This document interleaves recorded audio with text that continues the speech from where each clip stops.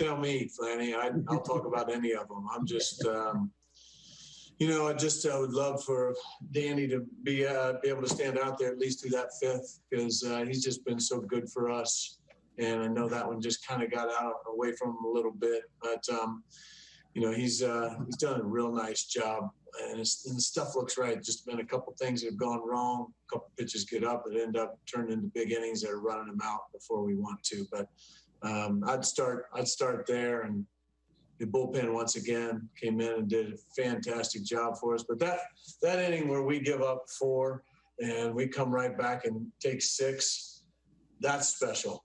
And that sort of thing can carry a club for a while, knowing that you've got that kind of talent, you've got that kind of ability, and then guys doing little things right. Obviously, the 3 home runs are huge right there, but Phillips taking a bunt with him. Later, we watched Monty make his own run. He needed no help. That was just freakish to watch. But guys making plays, just all around, just a really good day for us. In the 8th there too, I'm sure you're just kind of trying to steal a couple outs with Spire there. You probably thought about Rosie multiple innings. No, truly, what I just wanted to get him 4 outs. It's the first time we've done that to him, so I think it's going to be those kind of steps. And throwing him last night, bringing him back and going 2. That's not something I've done with him before. I mean, he'll go 1+, but try to limit that half partial inning as much as I can. But we were stuck in a little bit of spot.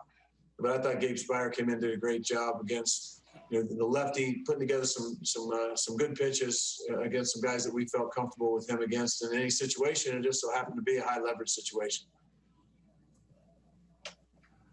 Hey, Mike, you touched on it.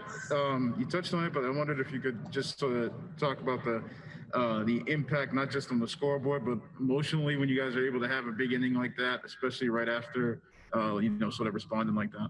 Yeah, Lynn, we've talked about this kind of that, knocks the wind out of you a little bit when you give up, when you got a lead, and then there's a big inning. You just never know how a club's going to respond. And I've just been I've been so pleased with how they're just showing that fight. That started for us in Chicago, right? That game we almost came back in the 9th. You saw just that grit.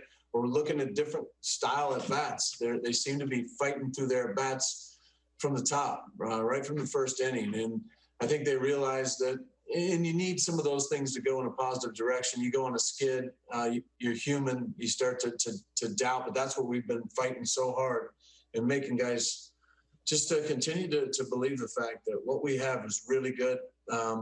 Keep doing your piece and then hand it to the next guy so he can do his. And I think today was a real good example of that one guy, then the next, and the next. And then the bullpen coming in and just kind of doing the exact same thing, pass the baton, let the next guy take care of business. And but that inning right there, Lynn, could sink most teams where you give up 4 and have had trouble scoring in the middle innings. That very easily could have happened, but what a way to respond.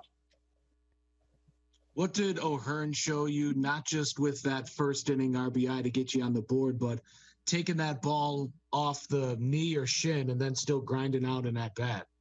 Yeah, he's there's no doubt, nobody in that room doubts how tough he is. And he did not want to come out of that game, but we got to the point where it was tightening up to where he couldn't move, and we had to make a move.